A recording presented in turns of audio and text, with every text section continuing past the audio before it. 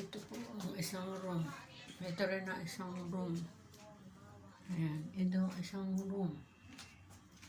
Ayan. Ito po ang isang room.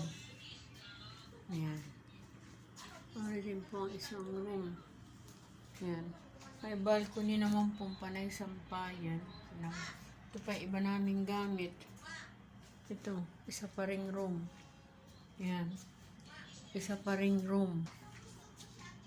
Ayan. Isa pa ring room po. Yung isang room, ginawang aring run. Ayan. Ito po ang pinaka-pinto. Ayan. Pagdating po din ito po, may isang banyo. Isang room din po yan.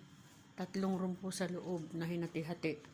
Ito naman po, 5 room pong hinati-hati din sa isang room. Ayan po. Ayan po ang mga, ayan yung hardin ko, inisingit na laang po. Ayan, ito po ang mga cabinet nila. Mayroon po ditong banyo na isa. At ito po ang kusina. Ayan, wala pong naglilinis. Ayan. Kahapon ako ang naglinis. Ayan. Ayan po ang kusina. Ito.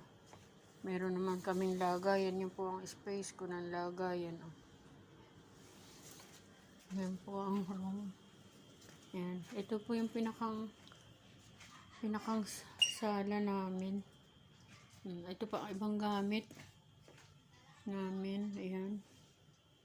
Ayan po, hindi pa naka-arrange. Ito yung pinakang lamesa. Yung pang gamit pa namin yan. Ayan. Tapos, paglabas mo po, ayan, makikita yung nakatambak kong halaman. Yan na po. God bless po. Sa room namin. Ito yung pong. Thank you for subscribing me. Please like and subscribe. Nanay Lynn channel and Ayu. God bless.